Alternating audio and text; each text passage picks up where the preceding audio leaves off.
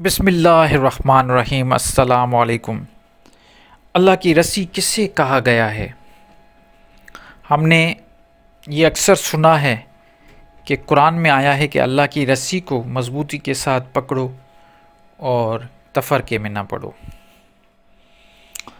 یہ آیت 3 کی 102 وَاعْتَصِمُوا بِحَبْلِ اللَّهِ جَمِيعًا وَلَا تَفَرَّقُوا ذِکْرُ نعمت اللہ علیکم، اور اللہ کی رسی کو سب مل کے مضبوطی کے ساتھ پکڑو، ولا تفرقو، اور تفرقے میں نہ پڑو، ذکر نعمت اللہ علیکم، ذکر کرو اللہ کی نعمت جو تم پر ہے۔ اس میں ایک بہت بڑی چیز ہے، وہ یہ ہے کہ ولا تفرقو۔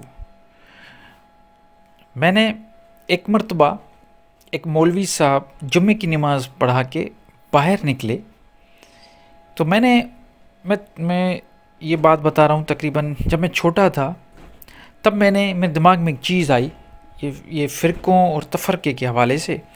میں نے ان سے سوال پوچھا کہ مولوی صاحب آپ کون سا تفرقہ کر رہے ہو؟ تو وہ صاحب ناراض ہو گیا۔ اس نے کہا یہ کیا بات ہوئی، کون سا تفرقہ؟ میں تو فلاں فرقے میں ہوں۔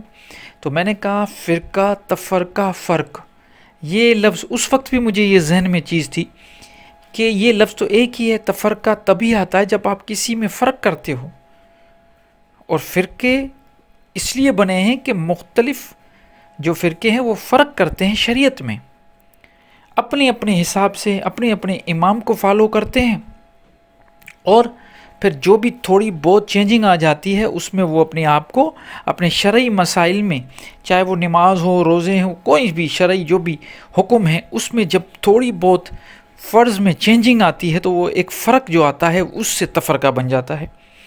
اور یہاں پہ مجھے حیرت ہے کہ کلیئر لکھا ہوا ہے کہ وَاعْتَصِمُوا بِحَبْلِ اللَّهِ جَمِيعًا، مل کے اللہ کی رسی کو پکڑو، وَلَا تَفَرَّقُوا، تفرقہ نہ کرو، ذکر نعمت اللہ علیکم، اس کا ذکر کرو جو تم پہ نعمت ہے۔ اور نعمت کون سی ہے؟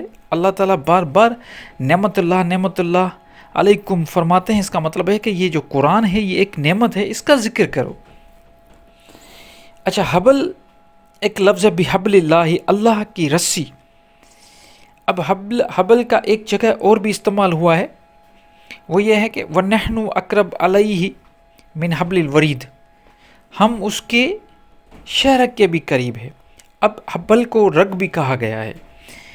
تو اللہ کی رسی، دیکھیں یہ جو ہمارے جسم میں ایک جال بچھا ہوا ہے رگوں کا، جس کا کام ہے خون کو دل میں لے کے جانا، پھر دل پمپ کر کے پھر پورے جسم میں خون کی روانگی ہوتی ہے، یہ بھی رگوں کے تھرو ہوتی ہے۔ یہ ایک ایسا سلسلہ ہے جس سے ہمارا دل، ہماری زندگی چلتی ہے۔ تو اس کو اگر ہم یہ جو قرآن ہے اس کو بھی بحبل اللہ، اللہ کی رسی، مطلب یہ ایک ایسی رگیں ہیں، یہ قرآن سے ہمیں ایسی جو ہے زندگی ملتی ہے جو ہماری زندگی سنوار دیتی ہے، ہماری نشو و نما ہوتا ہے، اور یہ جسم اور روح کی نشو و نما ہے۔ تو رسی، اللہ کی رسی اصل میں قرآن ہے۔ قرآن کو جب ہم صحیح طریقے سے پکڑیں گے، اس کو اسی طرح ہی جیسے دل میں جیسے رگیں کام کیسے کرتی ہیں، پہلے خون دل میں آتا ہے، پھر دل پمپ کرتا ہے، واپس جاتا ہے، تو یہ ایک سلسلہ چلتا رہتا ہے۔ تو اسی طرح قرآن بھی اسی طرح کی رگ ہے جس سے ہمارے دلوں میں اللہ کا نور آتا ہے، پھر ہم اس کا ریفلیکشن یہ ہوتا ہے کہ ہم اس کا بہتر عمل کرتے ہیں اور معاشرے میں ایک بہترین انسان بن جاتے ہیں۔ تو یہی قرآن کا کام ہے کہ ہم قرآن سے ہدایت لیں اور اس معاشرے میں اپنا ایک کردار ادا کریں، اور جب تک اس دنیا میں ہیں ایک بہترین، اور اپنے کردار کو بہتر کریں، بہترین انسان بنیں، اور جب اس دنیا سے رخصت ہوتے ہیں، رخصت ہونے کے بعد بھی لوگ ہمیں اچھے لفظوں میں یاد کریں، اور آخرت کے لیے کچھ نہ کچھ ہم یہاں سے لے کے جائیں۔